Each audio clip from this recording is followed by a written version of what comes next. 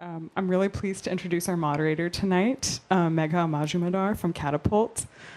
She edits the magazine and the books, so she kind of has a unique role in the publishing industry. And we were really lucky to have her at our POC publishing boot camp over the summer, and she gave really good advice to people trying to write for magazines. And she's a great person to write for also if you're a writer in the audience. So I'd like to introduce Megha. Please give her a warm round of applause and get comfortable. Thanks so much. Thanks so much, Sophia, for that very kind intro. I'm so happy you all are here, and it is my pleasure to introduce the first writer of this evening, Chaya Bhuvaneswar.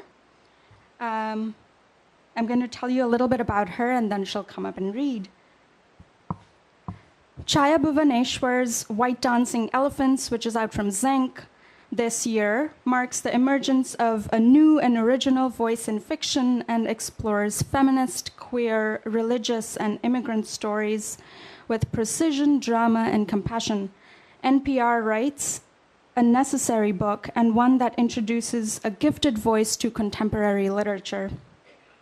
Chaya is a practicing physician and writer whose work has appeared or is forthcoming in Narrative Magazine, The All, Tin House, Michigan Quarterly Review, this is a really impressive list, Lit Hub, Electric Lit, Joyland, and elsewhere.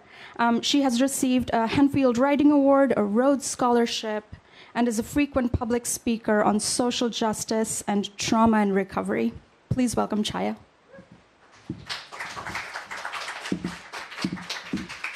Thank you so much for coming. It's such a joy to come somewhere where my name is, no one says, oh, I won't even try to pronounce your name or any of the number of things that we hear.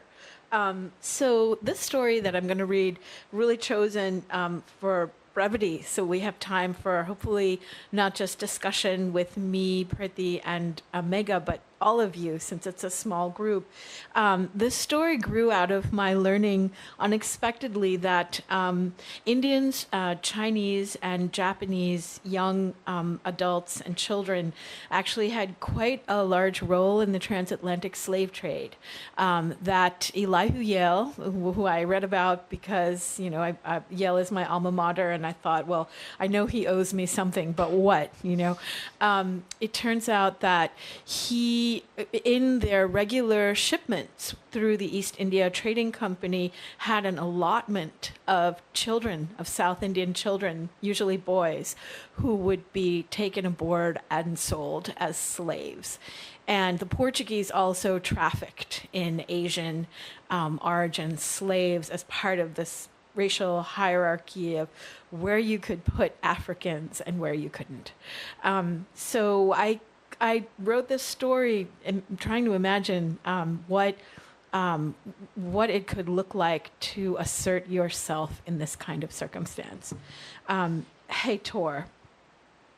One October evening in the year of our blessed Lord, 1545, a male Indian slave once advertised as being in the most robust health, his young skin shining like sturdy striped mahogany from all the healing scars of past whippings, stood chained in the cool courtyard of the convent in Evora in imperial Portugal. He was awaiting punishment. As a mercy, one of the sisters had allowed him to continue wearing a loincloth, though at the moment of his death he knew that even this insignificant black rag would be forced off. The covering was for the benefit of the 50 or so women, some of them girls, who lived in the convent for lifetimes and who, like Mariana, a 16-year-old novitiate, were never supposed to see any man's genitals. Yet Mariana had once contrived to see Hector sleeping in the ground outside the stables, had found his body beguiling, had ordered him to stand guard outside her bedroom door on several nights, though he had resisted doing more. When death came for him, it would be a gunshot. Hector would not be blindfolded. But no one could prevent him from closing his eyes when pistols were raised and seeing instead vivid memories.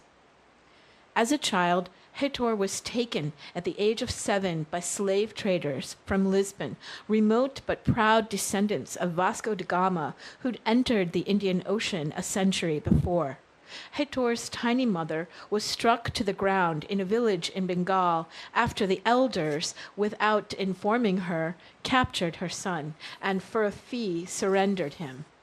Small for his age then, easily bound, Heitor was brought by ship and by force, by sons of spice traders, by members of large, prosperous companies, by brothers of men who had settled in Goa, the place in India where the first human remains of the Old World were found.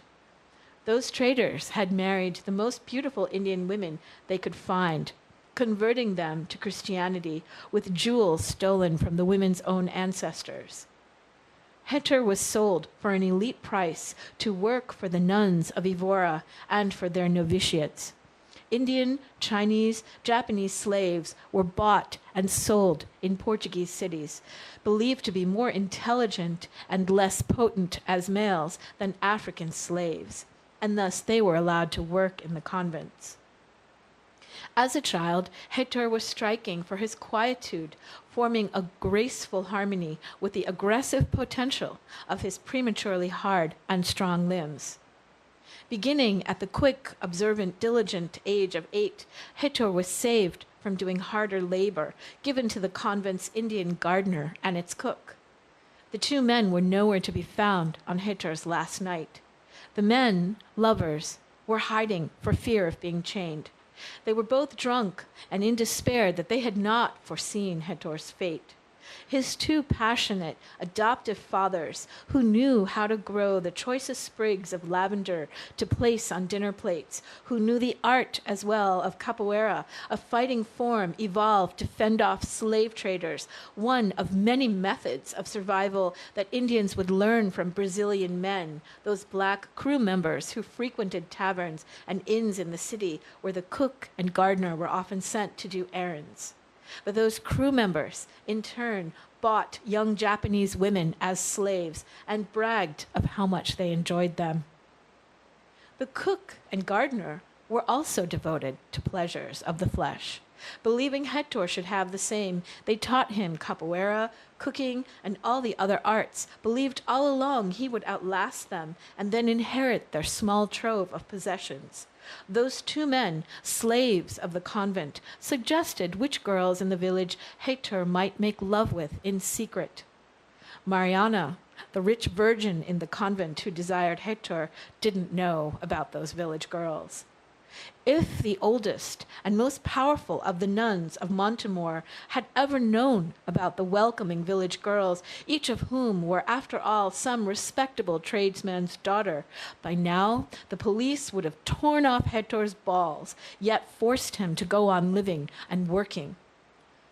Now less than an hour remained until Heitor would be killed for far different crimes. Every week, at least 2 policemen searched the convent's surrounding gardens for criminals, all of whom were seeking sanctuary on holy lands, all of whom were trying to evade having their hands and feet cut off for stealing. No one dared covet the king's gold, won back as it had been only a few centuries before by the Portuguese from the Moors, from those stealthy, marauding dark ones, and before that seized by the explorers and traders. Oh, those daring wise ones, those Europeans unafraid to travel to the far end of the world. Mariana was from one of Lisbon's wealthiest slave-trading families. Just a year away from her permanent vows, she talked of leaving the convent for Heitor. She teased him, allowed him to see her nude body, left him gifts at the slave quarters, even compelled him to stand near while she took her bath. She pleaded sick so she could miss prayers. Through cook and gardener, she sent word after word asking for him, only him. Her merchant father could have bought Heitor from the nuns at Mariana's pleasure. Terrified of that happening, of being torn from his Sita, a woman who was also a slave in the village, Heitor pretended to run away. Caught, again enslaved, awaiting punishment, Hathor could die knowing no one would ever know the truth. That he, Hathor, had stolen back the conqueror's gold, the stolen Christian gold, stolen before that from Indian temples and palaces, from statues melted down so that the features of gods and goddesses were long ago forfeit. That gold accumulated, stacked, a pestilence to the native people, a providence to the Portuguese, and which they seized triumphant and knowing at their first opportunity. The bags of gold Hathor had filled up with pilfered coins, only a few at a time, over weeks, months, close to a year, would pay for Sita's escape to America. She would be a stowaway, a crew member's concubine. To gain her freedom, then she would smother this man once he was drunk and asleep on the ship. Once Sita freed herself from him, whoever it was that would be her last master, as soon as the ship reached Manhattan Island, she would tell her descendants that it was Hathor, a man possessed of his full powers, though forced to pretend otherwise, a man whose gold had carried them across the waves, a man who'd been a slave, yet staked the mother of his beloved child, so she and the baby she carried could hide in the New World. Thank you.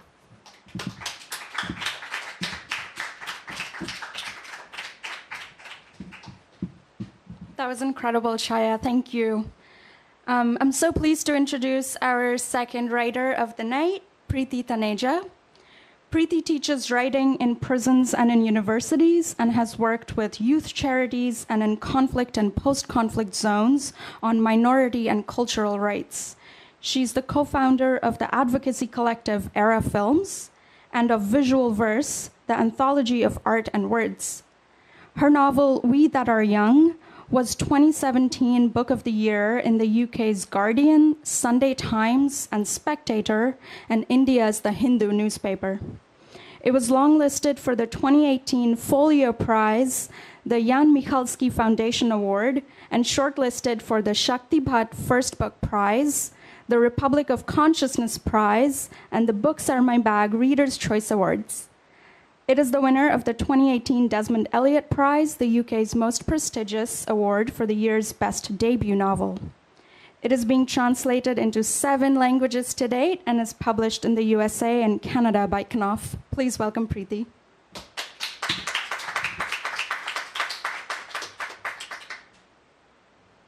Hi, thank you for coming, and I'm really pleased to be here. It's been 6 weeks of really intense travel across the US to present this book, and this is, one of the things I've been looking forward to the most. This might be a bit high for me. Thanks. Thank you. Okay, so We That Are Young is a reinterpretation, I call it a translation, of Shakespeare's King Lear. And it's told really from the point of view of the 5 young people in the play. So there are 3 daughters and there are 2 sons. And they make up this group of young people who are going to inherit a kind of toxic kingdom, which is imagined as a sort of near version of contemporary India. So it's not a realist book in that sense. It is a sort of hyper-reality in which there is a lot of violence and there is a lot of gender politics going on. It's as near as it can be to the reality, but it's also taken a few steps further because Shakespeare didn't set his play in his own time. He set it in an outside time, so it's not really set in the kind of Judeo-Christian world of his own England. He set it outside that in a sort of pagan universe, light years behind that point, and it allowed him to get away with a lot, which really helped me to set this novel in an India which is partly imaginary, partly based on the epics, and partly very, very real. So I'm going to introduce you to these 5 young people one by one and just read a little bit of each section because I really want to give you a feel for the ways in which the voices change. I should also say that this family is a hotel-owning family. And they have their fingers in every pie, from sort of politics right through to media. They are Indian, but they have resonances with other families in different parts of the world because they belong to an incredibly wealthy elite. So So here is Jeevan, and he is coming back to India after 15 years. It's not about land, it's about money. He whispers his mantra as the world drops away, swinging like a pendulum around the plain. The glittering ribbon of the Thames, the official stamps of the royal parks, a bold white dome spiked with a yellow crown, are swallowed by summer's deep twilight. The plane lifts, the clouds quilt beneath it, tucking England into bed to dream of better times. It is still yesterday, according to his watch. He winds the dial forward. Now, it is tomorrow, only 8 hours to go. He's landed the window seat with a broken touchscreen. It's either In-Flight Information or Slumdog Millionaire, the last movie he ever took Ma to. They went on release weekend. The entire line of people had been brown, so for once Ma didn't hunch in his shadow as if his jeans and camel coat would protect her, explain her. Instead, they had the same old fight about Iris, and as he bought toffee popcorn she began to sniff. She said she was catching a chill. She kept up the sniffing as the credits rolled over the entire cast line dancing on the set of an Indian train station. When they got outside, he thought she'd been crying. He put his arms around her. Her head was the perfect place for his chin to rest. He asked her if she liked the movie. She said she didn't at all. It was not real India, except for the songs. It's been a long haul from JFK to the LHR stopover. He's half shot with the comfort of Johnny Walker, knows it's not the best, but he appreciates the label.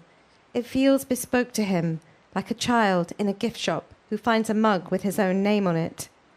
No gift shop in America has a Jeevan mug, so he borrowed John, and that's been it since he did this trip the other way, 13 years old, sold on leaving India by the promise of his first time in the air. Forward, forward he wheels the plane, drumming his hands on the tray table, earning himself the side-eye from the woman wedged into the seat next to him. She's using her iPhone 4 to photograph the back page of the in-flight magazine, Ambika Gupta, offering you the miracle of advanced numerology, a digit for your future. She pokes the man on her other side, Siddharji in a blue turban, matching jersey stretched over his belly, stitched with a white number 5. Dude looks like he's birthing quintuplets under there. She smiles at him, since back in her seat. There are thin red lines traced all over her hands in fading bridal henna, as if she's been turned inside out, painful, beautiful. The pattern of her is all Paisleys. Her ring is a platinum band with a square-cut white diamond, and her bag is Longchamp like all the pretty girls have, navy waterproof with brown leather trim, but small, the cheapest. Don't you know, pretty girl, that no bag is better than trying too hard? She's flicking through the magazine, ads for Marc Jacobs, Charlize Theron, flicks to the gadgets, flicks to the movies. Clink, chime, clink go the red glass bangles stacked up her wrists. It sounds like the overture to Ma's practice music, played for her to dance Kathak with precision while Jeevan kept time. Fist thumping into palm, dha, din, din, dha. His memories are coloured by her last months, Ma fading from brown to yellow, a bruise that would not heal against the hospital white. Dha, din, din, dha became her fingers, beating lightly on his temples, blurring into the rattle of her breath towards the end, the background hum of the plane's engine in his ears. They are cruising high over the mountains of who knows where. So that is Jeevan, and his next dream is to fall in with his childhood friends, Gargi and Radha. And I would like to read you a little part of Gargi's section. She's the oldest daughter of Devraj, who runs this huge company. Just give me a second. Part of the problem of being published here in America is I haven't got used to the size of this book yet.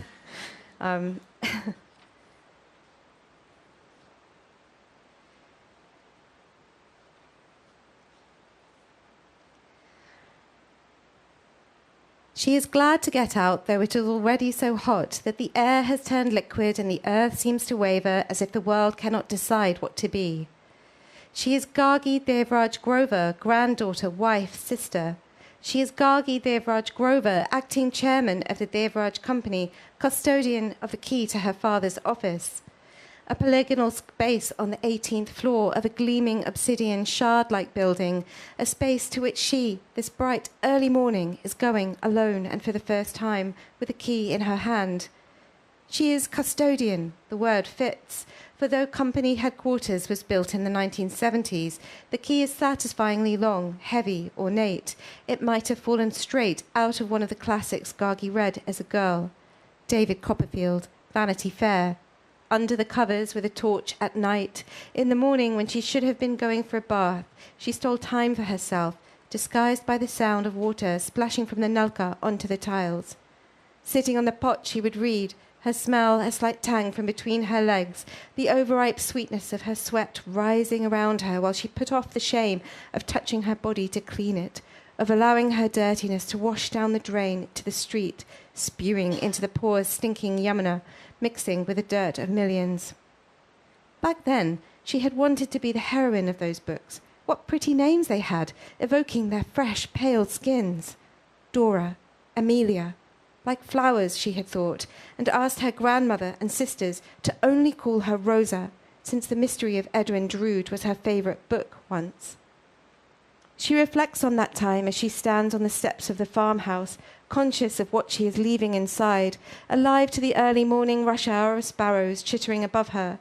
Her eye falls on the sleepy gardener at the far end of the lawn. He is wheeling a barrow to pick up. What is he picking up? She cannot tell. In any case, as she waits for Satwan, her driver, to bring around the car.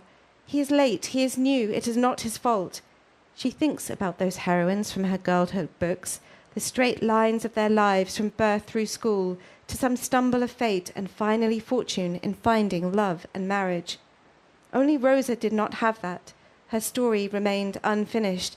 And this mystery suited Gargi, for although her reading had given her, as a girl, a trust in the turning of pages, the sense that someone, possibly Nanu, her grandmother, might be writing her story too, with a sure hand towards the promised end, she had never been sure she wanted that end at all. So Gargi is in charge of this enormous company, and one of the issues that she has to contend with is the disappearance of her best friend, Jeet. And Jeet is Jeevan's half-brother. He runs away to a slum. He denies his father the right to control his life, and he gives up all his wealth and goes to this basti, where he discovers some quite right-wing tendencies which come from his entitlement. And he begins to organize the young boys of the slum into some kind of sort of army, I suppose. And he's very much influenced by Devraj Bapuji. And in this little section I'm going to read you, you'll get a little taste of that. Bapuji's words lubricate the basti from the Amritsar side to the Naperthala palace. Slowly, the circles begin to move. The Naperthali men of the 6th come with stones to the Amritsar side. They start pelting the Muslims in the 5th, shouting that they must relocate to the far curve of the 7th or come to work to clear the heavier stones from the old palace site. The Muslims in the 5th displace the castes of the 9th. They flood the Amritsar side, causing the circles to turn the other way. They plan to use the debris to build a wall between the circles and the leftover rubble to fortify their dwellings. Build the wall, becomes the first circle song. The Amritsar boys from all the circles come to Rudra under his tree. They demand he replace his made-up stories with Bapuji's latest sayings. They don't want imaginary worlds. They want to recite instead the key dates of the company, the Artha Shastra, abridged and updated, and, of course, the Manusmriti. Jeet gives it to them. He gives it to them in Sanskrit for the schooled ones, Hindi for the rest, Naperthali for the boys who need basic letters first. The classes grow. Boys he has never seen begin to join in. Jeet divides them by fathers, faith, and Basti circle, blurring the difference between Amritsar side and Naperthala side boys in favour of caste and sect, something more natural. He sets each group tests for a tournament he plans at the end of each week. He tasks them all to compete in yoga poses and to sing the national anthem before doing Ek Hasta Bhujasana in the dirt. Then Jeet orbits the lanes with a select crew of boys, a stick in each hand, advising the elder ones to divide up the watch to ensure that every last female obeys a curfew of 6 p.m., that they always wear salwar kameez and do not come out when bleeding, even in their own hovels. Jeet oversees the plans of a rival boys' group headed by the son of the marble Vala in the second circle. They have his whispered suggestion to bring the city cows to Dimbala Square, designating the new company Amritsar Wall to tether them. They plan to care for them and gather their dung for cooking, just as they once did with Hathi, the elephant. Some of the boys form a gang to pelt the Christian moonshine makers with wet rags tied around stones. Jeet orders reinforcements from the resettled Muslim kids to help them tie their rocks more tightly and to admonish those who do not join in.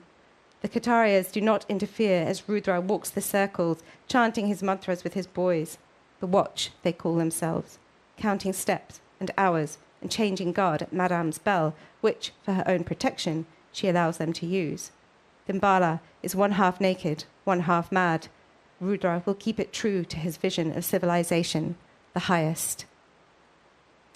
The book really builds towards Kashmir, where all of the kind of conflict of partition in India converges to be reckoned with. And it really ends with a section in which Sita, the youngest daughter of the Devraj family, comes home. She has left the kingdom, or the company as it is in the book, betraying her father's trust. And through the entire book, everybody's sort of talking about her and waiting for her. And all of them are waiting for her to say sorry. Sita lights her cigarette. Thank you.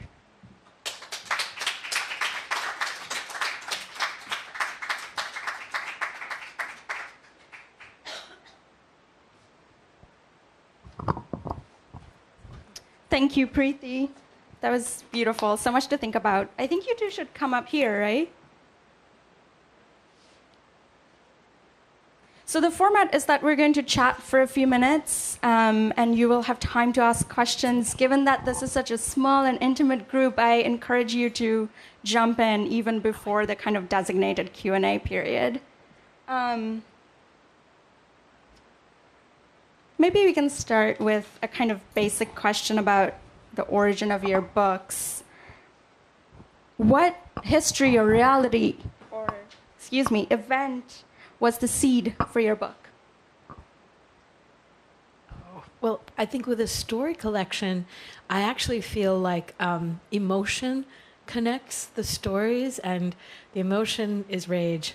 And there's no getting around it, and I actually think that is why I was thrilled to see the most commonly purchased book on Amazon. Like, it's actually Good and Mad by Rebecca Traister, of people reading my stories, which more rage.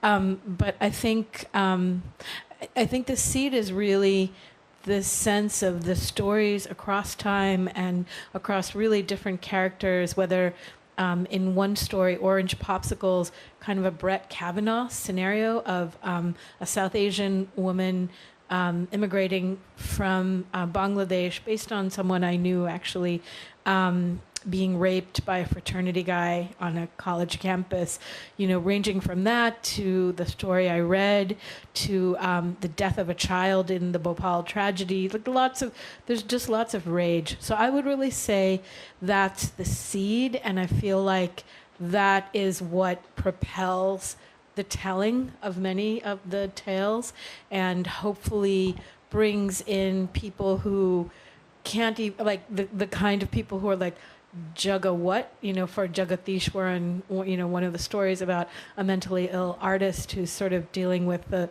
layers of stigma and rejection of any kind of mental illness, in much of the world, but certainly in India. So I hope that kind of answers your question. Oh, yeah. So for me, We That Are Young comes from a very early encounter with King Lear, which happened for me at school when I was 17, and I had an amazing English teacher. But this was a book and a play that was on our syllabus in the UK.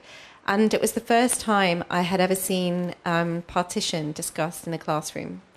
I learned about it at home from my parents and my aunts, and it had never been discussed in our history classes. And so through this piece of literature, I suddenly was like, wow, this isn't just the story I'm hearing at home. It exists in this English canonical text. And somehow it just opened up that discussion for me that kingdoms could be divided.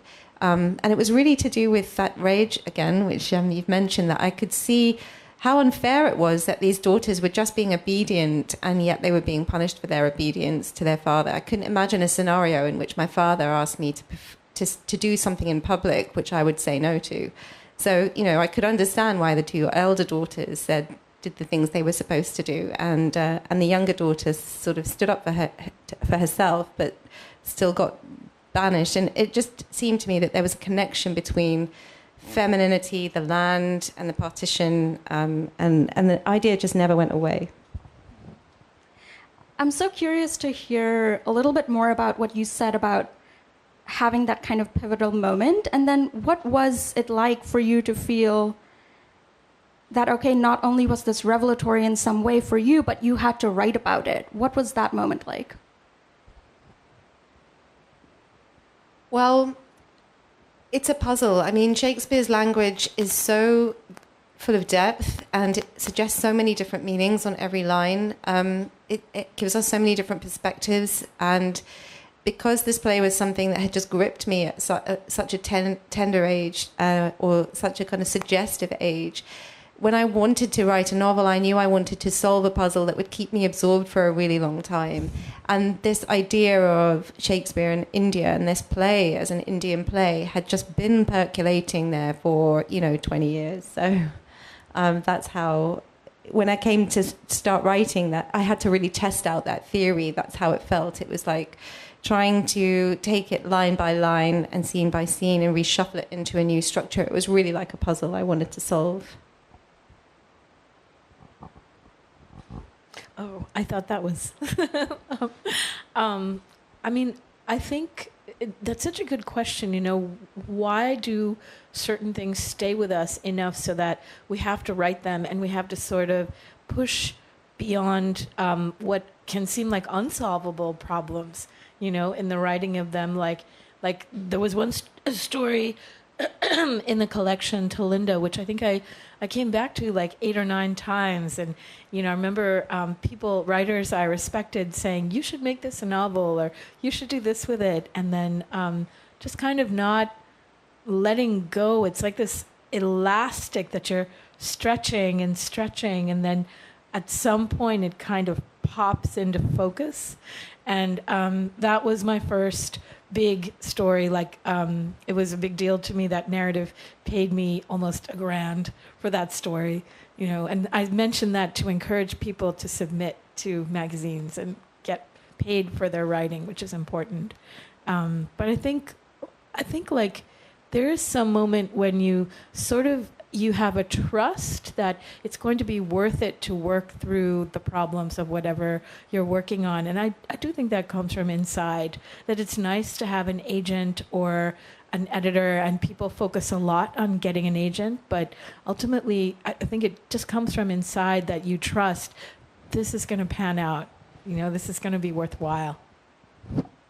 There is potency in just writing fiction, which I think is something you're gesturing towards. But were you aware that you were writing political books? Was that an aim?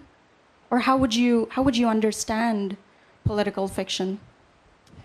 Well, I was aware I was doing that, yes, because I was basing it on something that already existed for me in my imagination as a social tragedy. It's not the story of this poor old man who's descending into dementia and his daughters are really mean to him, see you later, bye. This is a tragedy of poverty and wealth. It's a tragedy of gender violence, and it's a tragedy in which flattery seems to be the main currency when the thing starts, and that is a public performance of politics. So for me, it was always about politics, and it really is to do with the kind of personal and political aspects of this play that I was engaged with it from the very beginning.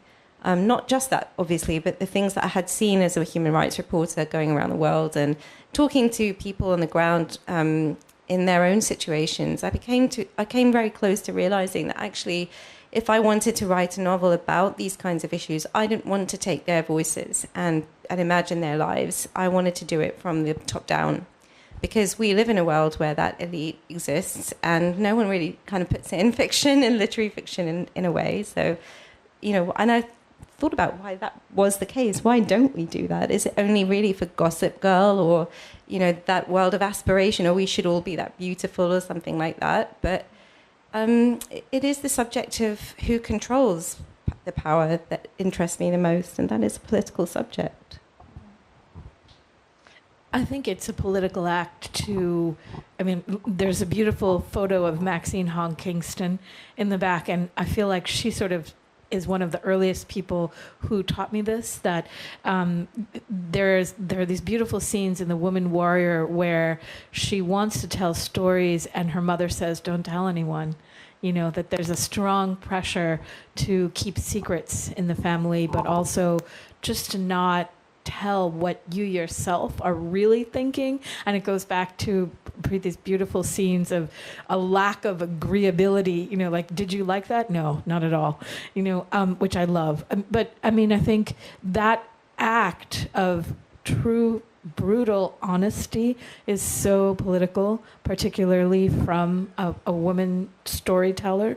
And I love that, you know, in The Woman Warrior, Maxine Hong Kingston kind of goes through all the implications of making that choice and telling the secret stories. And pretty much every story in my story collection is something that I know I would have been verbally berated for talking about when I was in my teens, growing up in Flushing, Queens, and going to a very conservative Hindu temple, growing up in a very conservative Iyer, you know, South Indian family. I mean, so just even writing a book with sex in it, writing a book with queer characters in it, writing about dirty things, it's all very political.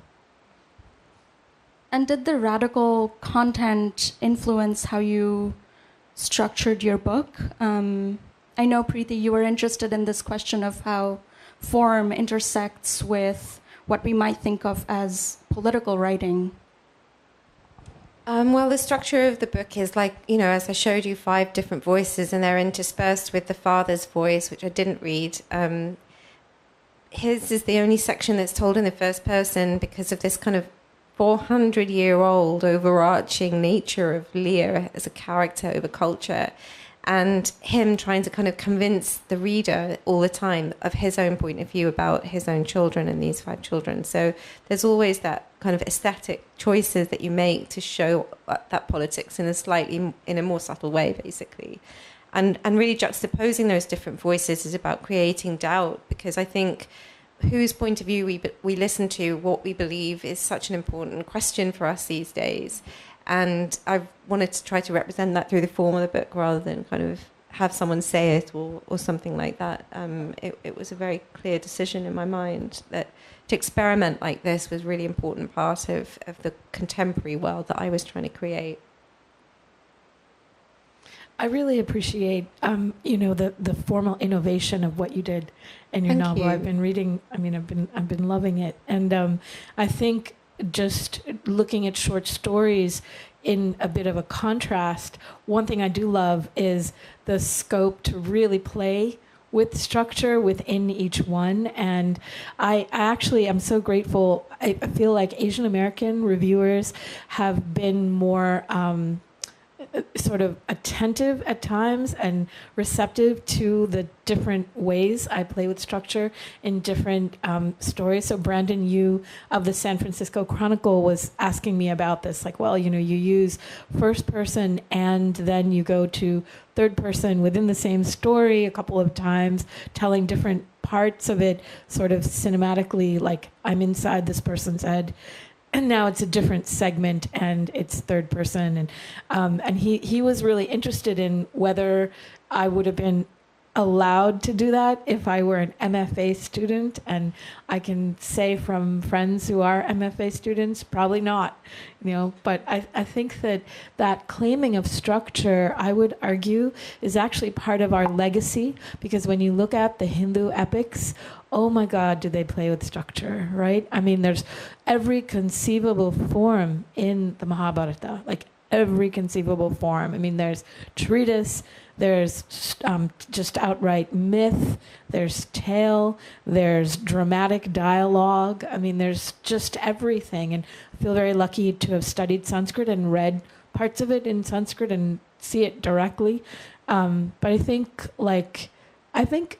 in some ways claiming a uniqueness of structure is also political. To get to the political book's theme of this, that we are saying, I don't have to do this the way that someone else wants me to tell our stories. I can reject that there's a mold I have to pour this into. And I think that's so important because there's so many commercial pressures to write otherwise, and we really have to tune them out. I think you're both bringing up something that's really important in this moment, which is what are the forms of stories that are believed? What is truth expected to look like in a narrative? And I know that one of the things that we wanted to talk about this evening was the Me Too movement. How do you think complex and complicated narratives can make room for themselves? How do you think fiction can aid in that task?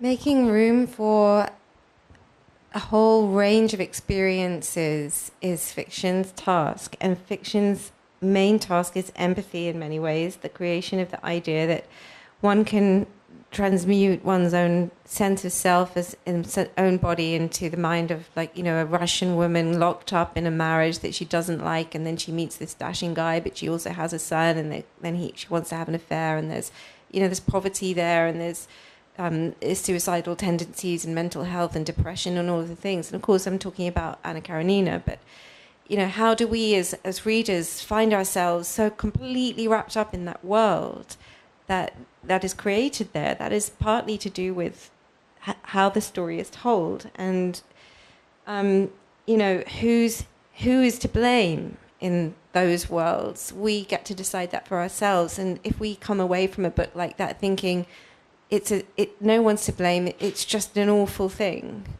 then we're beginning to question ourselves about how we listen and how we read. And when we bring those skills to bear on real lives and news, then, you know, you might find that you come down on the side that the world does not want you to come down on, the mainstream side of the kind of wronged husband, as it were, in that Anna Karenina example. So I think that is part of fiction's task. And I don't know, when you talk about, you know, in your stories, you talk about different kinds of gender and sexualities and people dealing with, you know, tradition and modernity. There's some slippages there, aren't there? Yeah, I mean, I think one of the things that came to mind thinking about what you said about fiction is I feel like fiction opens up a space in which there's listening, you know? I mean, I think who gets believed and who gets taken seriously and who gets heard out rather than shouted down, you know, just like all those, unfortunately, millions of people who said, I don't believe Dr. Ford because she should have spoken up when it happened. Or I don't believe Anita Hill because she's too composed. And I remember at the time they said she's too composed. And, you know, if everything had really happened, she wouldn't be this composed. Or, you know, alternatively, they're too hysterical. I can't even understand the sequence of what happened because she's crying too much. You know, all of this garbage, you know.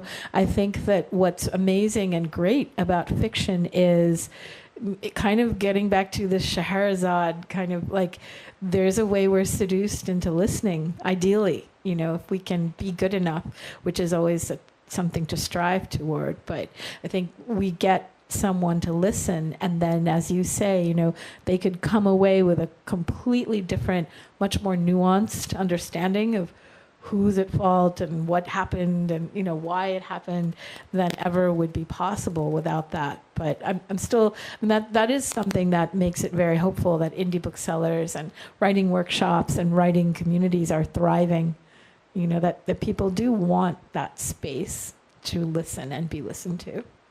I mean, you know, when you think about the Me Too movement and you think about it in India, for example, and you know, what is being pulled there isn't a kind of accusation against one or two individuals. It is a thread that is going to unravel a culture, and that is really important to understand, because as soon as I think that thread starts being pulled hard enough by enough women who are in a certain level of society, suddenly this whole thing is just going to open up, and suddenly this like culture of saying, don't tell anyone, you know, that we've grown up in, you know, just wear your sari in a certain way, or whatever it is, just keep quiet. It's not, you know, it's not what will people think, and all of the kind of ways in which what is said keeps us silent.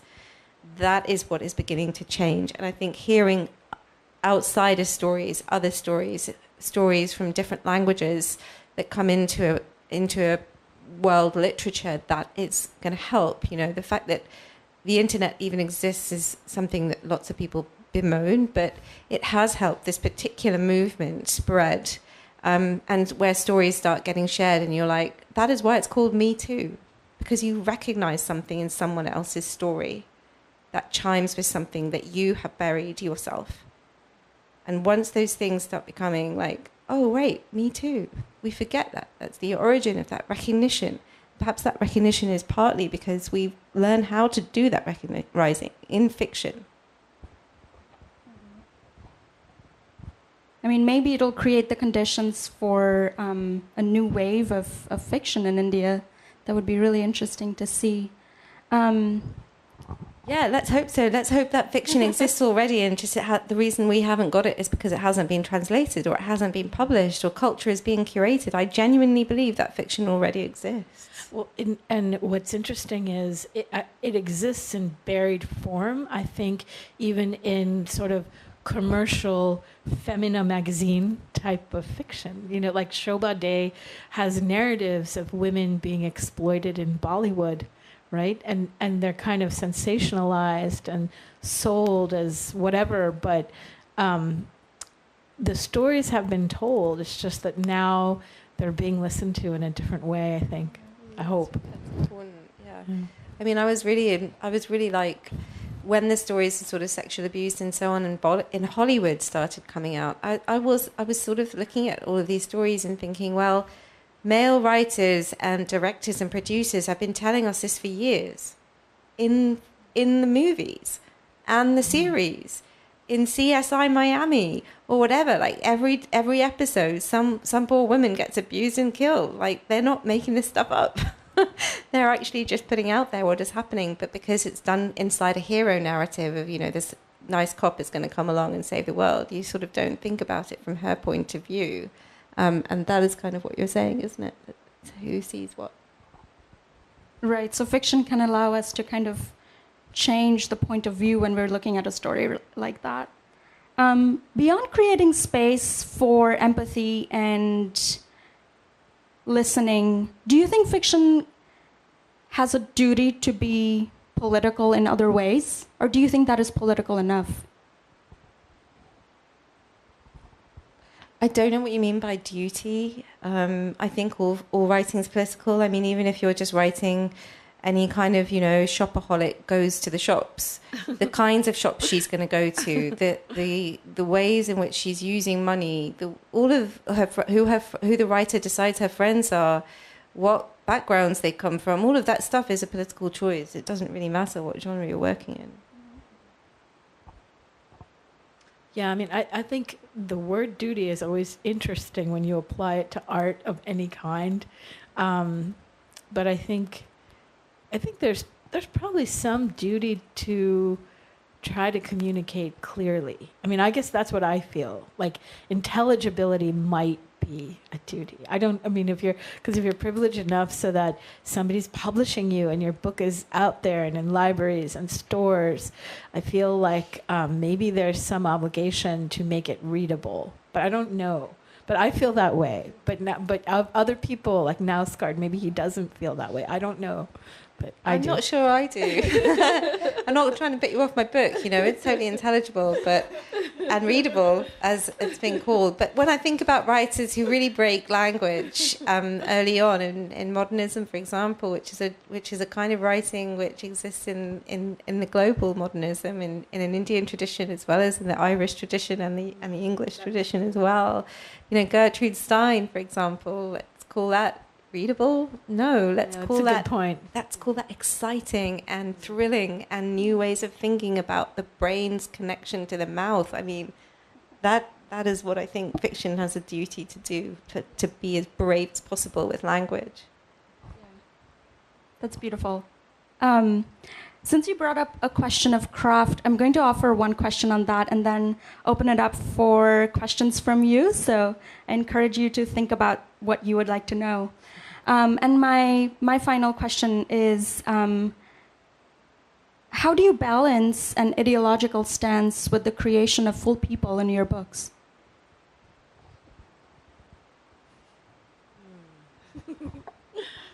Carefully. I guess that's actually where I feel like being a doctor is relevant, because at least the way I approach it, it kind of making sacred this essential communication, you know, between someone telling you what's hurting on some level and you're listening to it. There's really not any ideology in that. And I really like the fact that, you know, you're going to treat the perpetrator and you're going to treat the victim and you're not going to label them as such, you know, like except to the extent that, you know, sadly, someone like Brett Kavanaugh probably will never get. There's actually treatment for perpetrators. You know, there's treatment to help people not be violent to others, and it works. But, you know, so I think I don't think it's something I worry about, because I definitely don't start with some ideological aim. You know, I start usually with a voice or a character or an image, more often than anything else, an image. But I think that I enjoy reading all kinds of fiction, and I would say I even enjoy reading things that are, like, I think Dickens sometimes is really ideological, but I love him anyway. So I think if it's true to, I think this is actually, might be important, if it's true to who you are, that you are an ideologue through and through, you wake up in the morning, you say Marx, you know, whatever you do, that's what you should write. And I don't think you should worry too much about both sides of the situation, because we know where that can lead, you know, like Charlottesville. I think it's more that you should be true to what your own instinct and drive is. And for some people, that is being an ideologue, and maybe that's how they should write, you know. I don't judge it. I think that I think you're right in a way, like the role of a fiction writer for me is to stand in the middle of something and see all sides. It is important to do that. I think it's, you know, if you read a book like The Sellout, which is one of my favorite books, this is a character and a writer who has so much compassion for the world, and it's a real model to me. And this character in The Sellout he seems to take down everything. He takes down women who model themselves on Toni Morrison. He takes down the white guys who build sculptures, you know, to their own, and so on, and every single thing. But that sort of fairness of gaze is what makes that book so humorous and so complete. So for me, I think when I'm trying to create guys like, for example, Jeet, who is one of the bad guys in my book, he is also the only character who has a really true, loving relationship, but it's with another man. And in the India that he exists in, that is a very dangerous situation for him in particular. So there are ways to kind of make those moments where they're just human beings and they're caught up in a system, which is really what I try to write about. It's the ways in which the system enslaves us. It's not like waking up in the morning and going, oh, Marx. But it is a way of saying, how are we colluding, and what kind of human beings does that turn us into? So, It's a way of being attentive to institutions and structures, right? Cool. All right, we're open for questions.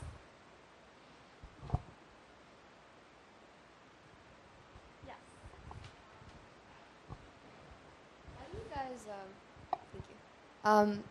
Hi. So I was just wondering, like, how do you guys start writing about like stigmatized issues, especially within South Asian culture? Like, how do you, like, don't mind my crude language, but how do you just say like, fuck it, like I'll write about it, I guess I literally have those two words tattooed on my brain. I have been like that my whole life. But that's not to say that it isn't hard to do. Yeah. I've just started writing a pamphlet with a friend of mine, which we're going to call FAQ, which will maybe have an it as well. Like, it's a series of questions that we've asked each other as feminists. So it's going to be like, fuck it.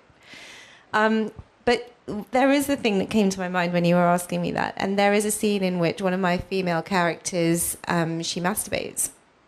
And I rewrote that scene so many times because the first time I wrote it, her fantasies were not about herself. They were about someone else, and she was responding to that within that moment. And it just wasn't working until I realized that actually, in order for her to become this kind of, for that to be a transformative moment for her, she had to just be in love with the moment of her own touch on her own body. And that was really hard to write. Because I had all of these other voices in my head saying, you just don't do that, your hands above the covers, It took a long time to get that right.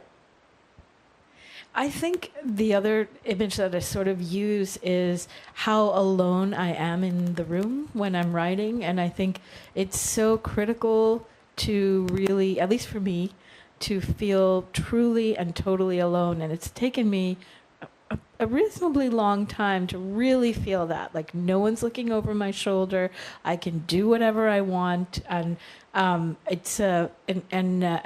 think mortality is actually, the awareness of mortality is what kind of gets you there, and maybe also having kids, I don't know, but you just sort of feel like, I'm not going to live forever, and so if not now, when? If I don't say this now, what? I'm going to carry it around for another couple of years, like then I'll have something else to say by then, so I think being truly alone in the room is the place it starts. And I'm really excited now, actually, with the idea that not necessarily writing to throw off some shackle mentally of however, the repressive thing was said to me when I was 13 about don't read that book about that thing, I really am writing from inside a character who is the one going through those struggles, not me anymore, that's a wonderful thing. But I really think it starts with getting yourself in a room alone, which often also means really not thinking about publication, really not thinking about it, just really thinking about this thing and this piece of writing and me, we're in a relationship right now. It's it and me. I know, hopefully that helps.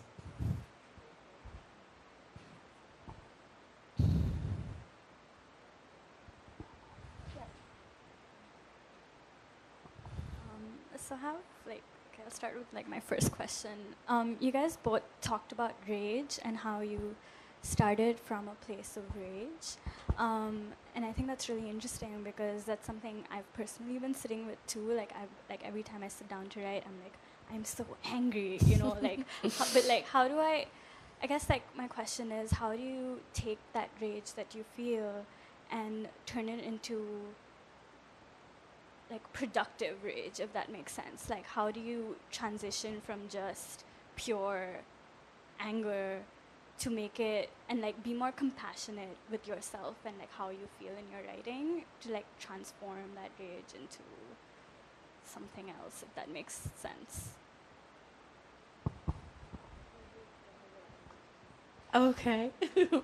I don't think you have to try. I think that it will just happen.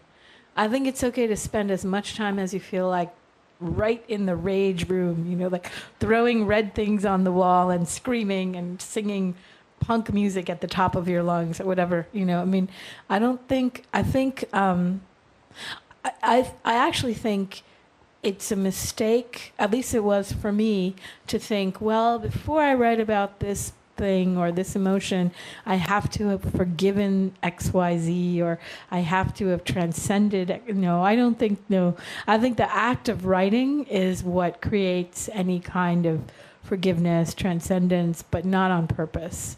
So I guess I would advocate just stay in the rage. It's just fine, you know. Yeah, I think I would agree with that completely, actually. And it's the act of writing, but it's the way that craft will trick you into forgetting that you're angry because you're working.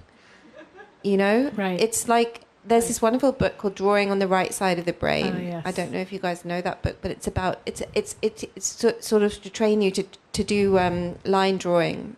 It's an artist book, and I don't know anything about brain science, but it does feel to me like you can have these huge emotions, whether they're rage or they're love, you know, and as soon as you start worrying about how the full stops are going to help you to tell that person who's going to read that you're that angry, then you will just do the work anyway, and all of the rage will be like where that full stop comes in the sentence to express how difficult you are feeling in that moment, because it's something that it's like, you know, it's like a misdirection. You're just concentrating on something and then it will happen.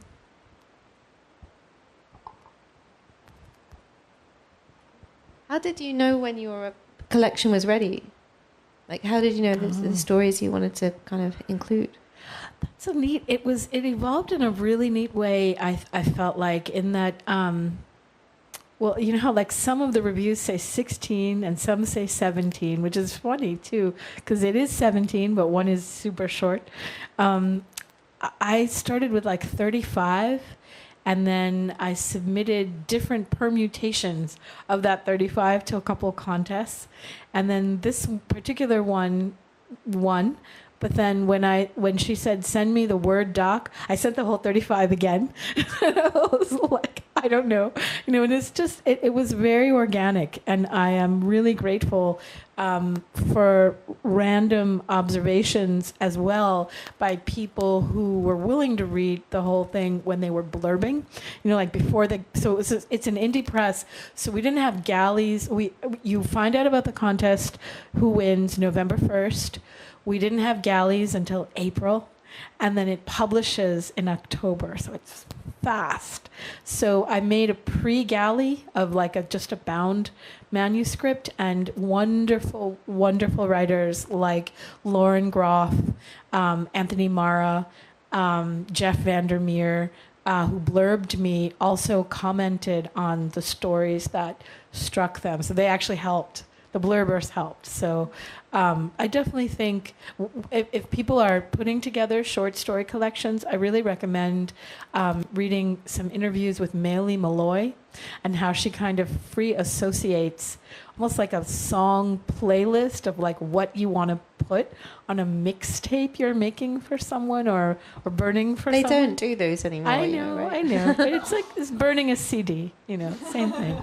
I call it that, but I don't know how to burn CDs either. Anyway, but I have mixtapes that people made for me long ago. I kept them.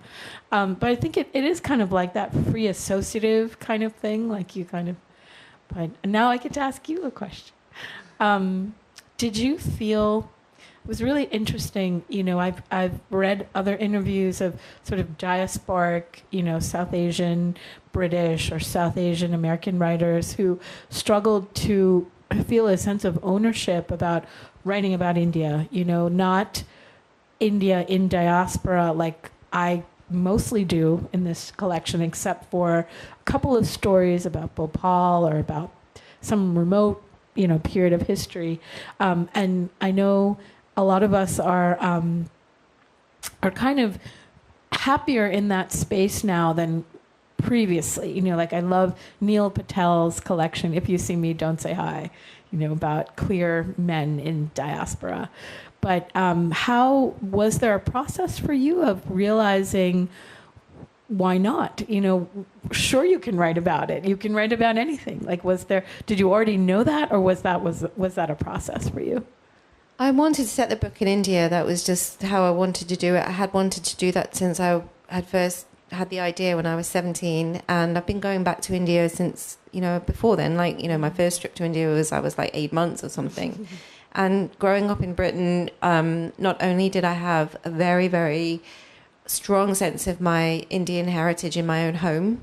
Both my parents, well, especially my mother, spoke Hindi. She wore her sari to work every day. I could make a perfectly round chapati. I mean, when do you stop having to prove that you can have this part of your life? It's a whole part of who you are.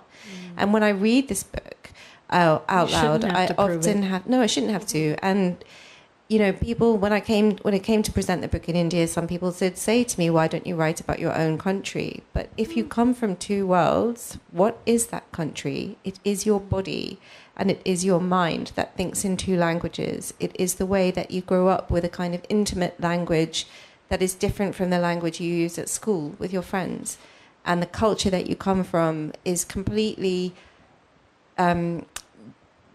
two things. It's both and for me. It isn't me being schizophrenic in myself. It is two worlds that I navigate just as a whole person who can enjoy Indian music as much as I enjoy English music. And I truly believe that actually if you come from any time after 1857, or even before then, you are a colonial and then a post-colonial subject. It doesn't matter which country you were born in.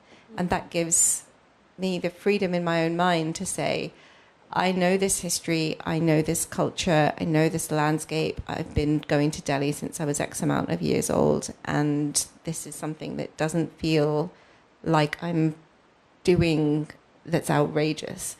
I mean, if other people find it outrageous, that's fine too. But you can't stop that. You put your work in the world, and it does its own thing. So, but it doesn't bother me in the slightest. I think, Sophia, you had a question. Your advice, the reminder that you're in your room alone when you're writing, is like, I feel like most of the time when I think about solitude when I'm writing, I'm like, oh, that's like the thing you lose when you choose writing, that there's so much solitude involved or something. But I really like that perspective of like, you actually get to forget all the external pressures in that moment at the same time. So I was thinking about solitude and communities in writing, and I was just wondering, like each book is the product of like a writer, but also the communities that nurtured them. And I was wondering like how that came into the writing process for both of you. Are you asking... Sorry, can you just repeat the question? I quite missed it. Yeah, my question is, do you collaborate on your writing with other people? Do you have networks of other writers that you share work with? How has talking to other writers, if it has, influenced the direction that these books took? I definitely feel like reading a lot influences my writing. I read as much as I possibly can all the time, and I try to read outside my comfort zone a lot, and that really helped me to construct characters that I don't know very well in my own life. Like, I don't spend a lot of time with alpha guys who went to Harvard. I had hardly even been to America. That was a more difficult part of the writing, and one of the characters has this American history, which one of my mentors, Maureen Freely, then read over for me, and she was like, wait, this doesn't ring true because they don't call it that. And I had all little details which I had just made up. She fixed for me because I didn't know that American landscape very well. So it is really to do with reading a lot and showing it to a few trusted people. I show all my work to my partner. He's a great reader and editor for me. And a few other people as well, but only when it's way down the line. I never show my work to my father or my sister, because I don't really want to. If I was to do that, I would be wanting something else from them, not critical feedback. I want them to like stick it on the fridge and tell me I'm great, like they did when I was a kid.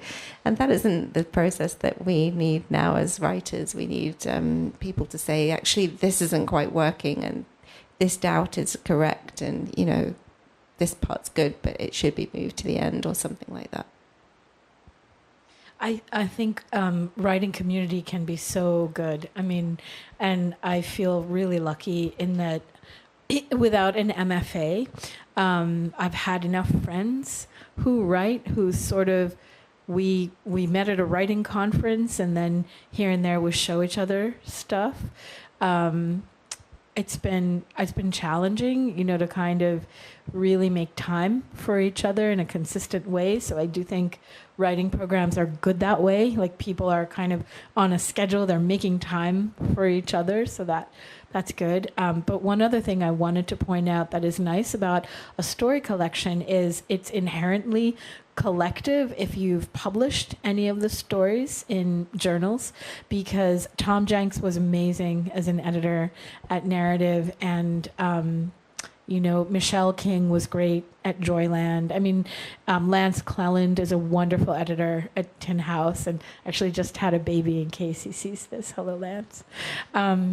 So I really think the give and take between writer and editor of small projects is a very nice way to create community that I hadn't been as aware of. And I think it's lower stakes, I would imagine, than like if you've sold a novel and now you're back and forth with the editor who bought it and it's a really big deal, like, it has to be done so that it'll actually be published. And whereas with a short story, or Lydia Kiesling, whose own novel is out, is so beautiful, The Golden State, has been my editor at the Millions for several pieces that I've written there.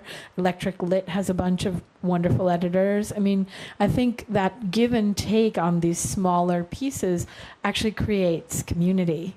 And it feels different when those folks ask me, what's your novel about? And I feel like I can actually have a conversation that helps me, versus other people asking, like my friends who are on book tour keep joking, just don't ask me, how's the book doing? Just don't ask me that, So I think any way you construct it, I definitely think writing community is good, but it still has to be separate from that very private act. So I sort of see the ideal routine as like, get up at 5, write for an hour before work, and then try really hard once a month to have some kind of social interaction involving writing. That would be a dream. That doesn't happen every month, but that would be good.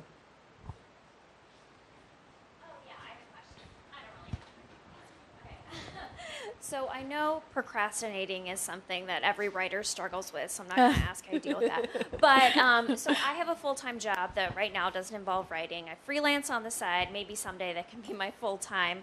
But like tonight, I was just wondering how you deal with having a career that is not writing, but having a lot of creativity inside of you. Like tonight, I had a deadline for an article on a topic that deals with the South Asian issue. I was so excited to write it all day. And then I came home and I was just like, I stared at my computer for like an hour. Like, how do you motivate yourself when you have a full-time job that doesn't involve your writing to actually be focused on it on the side? I don't know that many people who only write, and I don't know, I mean, that is something which, as I worked on We That Are Young, all through, I was working, I was teaching, I was running projects with young people, traveling as well, quite long distances for my job, and I just can't remember now a time when it wasn't hard to do that, because what you say about when you feel like you have all the creativity inside you and it's just so frustrating. And, I think for me, it was just, I was so single-minded about sacrificing everything else to the detriment of my friends and family, to be honest. Sometimes just weekends, I missed parties, social events, because I had to put that first, because I had to do it. And it wasn't easy to say no to things and always be like, oh, well, I have writing to do, or I've got to finish this chapter or whatever. But somehow the rest of the work made sure that when I was doing it, first of all, it takes me a day of procrastination, I will say that, until I can feel like I actually want to sit down and do something. Sometimes it takes a deadline, and sometimes you just, like I said before, have to trick your brain into starting. If you really don't want to write it, even if you've been excited about it all day, then you won't be able to. You know, you'll wait till the deadline and then suddenly it will happen. Fiction's slightly different, though. You know, the most important I think with fiction is just to get something down on the page, and then you've got something you can then start to break apart and restart crafting and even throw away and start again. But get something down. That's all. I really like the idea of tricking ourselves a little bit, and I think that there's something, at least for me, it's useful to do things like go to a different spot to sit, go sit somewhere else, or go with a paper rather than... I find paper very stimulating instead of computers for whatever reason, because I know it's not going to be the final version that anyone sees, so there's a lot of freedom in it. I'm just scribbling something. No, it's probably going to be crap, just, And I think really telling yourself, telling yourself this will probably be terrible, and then just letting it rip, like Joyce. I think that we all deserve that, because sometimes I think I kind of think in a little bit of a contrary way, no one has the right to expect me to write anything. If I'm going to do it, I'm just going to do it. It's none of your business, And I think that can be healthy to stimulate the productivity, because you have nothing to prove then. Yeah, that's a really nice way of putting it. Sometimes procrastination can be stage fright. And the feeling, you can be afraid of succeeding, or you can be even afraid of failing. Like if the place where this piece is going to go is somewhere that you've always wanted to write for, and suddenly you think, oh no. I've had that, I've had that a lot. But, when you start saying fuck it a bit more, then perhaps you can just be like, yeah, I can do this. Because you can. On that note, Preti's and Chaya's books are on sale at the back of the room. Buy them, read them, and a big round of applause for our writers. Thank you for coming. Thank you, Chaya. Thank you so much. Thanks for having us.